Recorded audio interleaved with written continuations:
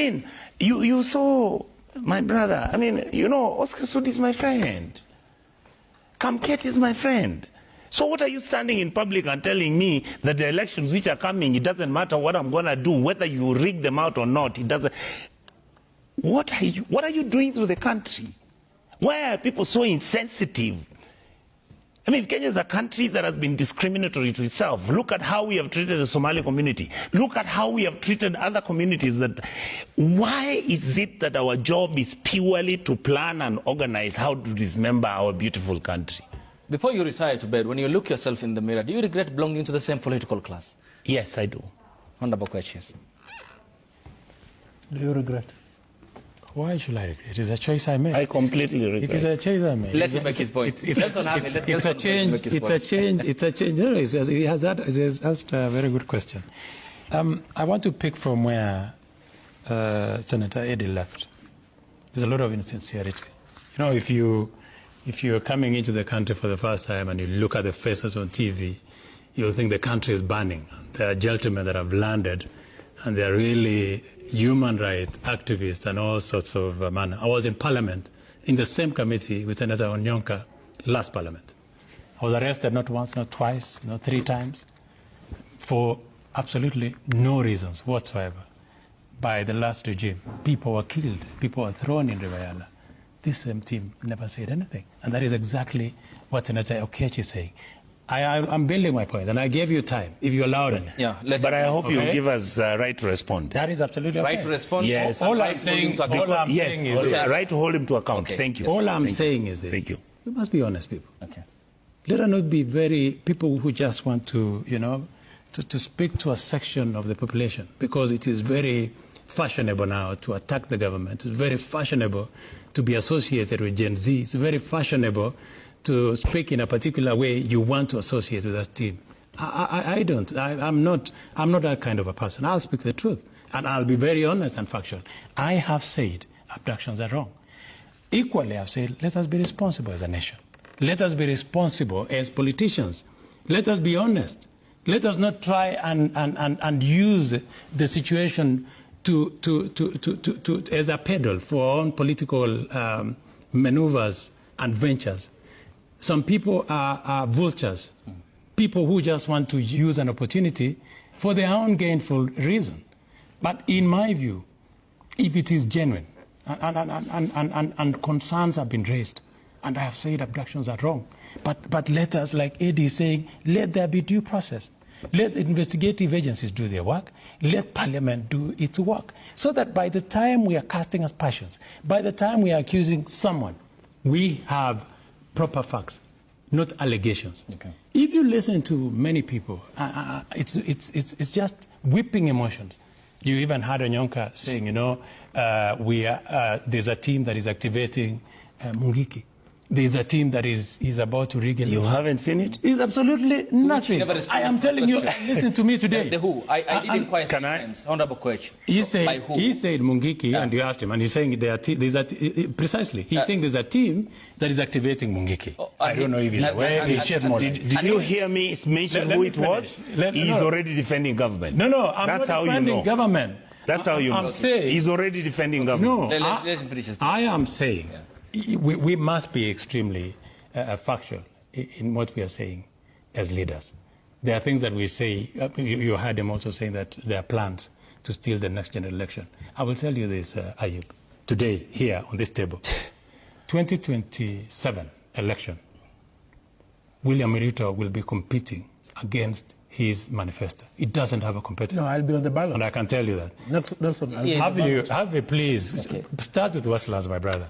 No. Can I? You know, he insinuated something that I wanted to set the record straight. No, Onyonka, you like to disrupt. No. You can continue after that. I think you have all been good gentlemen so far. Yes. So let's but I wanted to set the record straight for him. Yes, let's proceed on the same trajectory. Allow me now to ask him the question. Okay.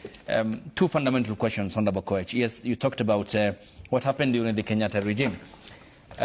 Why did the president, when he assumed office a year later, make statements that equally bordered on violations of human rights? He's wrong. I really want to know which statement you're referring to that the president made. It is. You see, we have a function. You have already prophesied. Kenya has a robust democracy. Yeah. Kenya, you can do anything. You can to sometimes an extent where I feel it is bordering on unconstitutionalism. Yeah. In our own interpretation of the law and how people communicate, sometimes it borders on infringing on the rights of other people. Okay, fine, I get your point. Look for instance. But how then does it work in a functional democracy like ours when the head of state says that was in relation to the re-engineering of the sugar factories in Western Kenya or the sugar belt, when he said, and so consistently, I will send them to jail, arrest, send them to jail, or send them to heaven. He has no arrest powers. He has no prosecutorial powers, and certainly we are all mortal and we will die. It's a natural affair. Why did he make these statements? Is it acceptable in a democracy? If I recollect, he said, Mambo de Matata. Okay? And I don't know if he meant that he was going to kill anyone by that statement. He cannot, can he? Even when you're on earth, you still can go to heaven. It doesn't mean... That's a natural process. Yeah, heaven is not a place that you are delivered. And me and you, Nelson, it's a belief of where we will want to go, but no one knows heaven. Okay? Me and you believe that at some point we will die. No, but you're the same person who was saying now, and Onyonka has been saying, let's leave the young people who are using AI or any other means of communicate because they're young people, and I believe it. But sometimes, how do you feel in a situation where, for instance, you find someone having a president in their Twitter in a coffin, for instance? Is it something that as a country we will want to, have? Isn't it a moral issue? Isn't it a problem? Isn't it painful? How today do you wake up and probably see your child in a coffin and yet they're alive? Is it something that is not painful, that it warrants that as a country we must summon our thoughts and see if as a society that is what we want? It is reflective of the people that we have. Okay, you have gone off to a lovely diversion. Again, I'll come to Honorable Koech. I'm just telling you what our society is. Do you is. think the president has the powers to arrest? He doesn't. Even to instruct the police. Okay. Do you think Nelson Harvey knows very well that the president cannot even direct the National Police Service. And do you think he has the powers to prosecute? Because it is not allowed. He cannot prosecute. Why then do you think he makes that in a constitutional democracy like ours? I think people just overthought it. The president was simply expressing something that probably, and it worked somehow. Let me tell you, when you're playing power, sometimes you do not necessarily have to stick to the script. Sometimes you make statements that will scare people. Let me tell you even how when I run in my constituency, it does not necessarily mean that I'm extremely popular.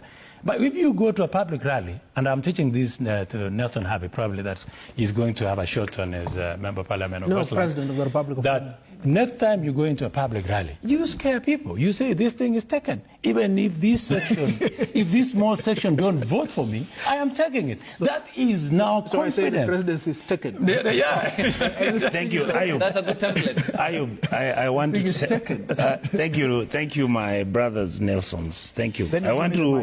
I actually want to mention to my highly respected brother of mine, Nelson Koech. Nelson, the things we say on these TV stations and in public rallies have nothing to do with TikTok. I've heard you, when you try and criticize people like me, when we were being jailed and abducted during the last regime. But it was your regime. Absolutely. You were in Jubilee. Same Jubilee people were killing each other. Now they wanted me to now come in and begin to sort out how they are killing each other, me as a member of parliament from Kisii. I did not understand that this thing has always existed and it's been systemic. All right? I can tell you, Ayub, that my brother Nelson Harvey, I have been here discussing about why is our country constantly looking as if it is deliberately being broken down by certain individuals. And of course, Nelson will jump and say, you are now accusing the president. No. Some of the people who are doing the things that are being done, the president may not know. And we've constantly said, Eddie, you've been with me. How many times have we said, we are not anti-government? I am not against the broad-based government, but I don't want Joho and Wandai and John Badi to start lecturing Kenyans as if this country is their shop where they're selling potatoes and oranges, and without them, those people can't get those things. We had the good manners. We had the good behavior, where we don't tribalize development, where we don't tribalize our communities. I mean, there are certain things which are happening, and you are like, why would somebody make a decision like that? So what we are saying, my brother Koech, is this. We want to have good manners.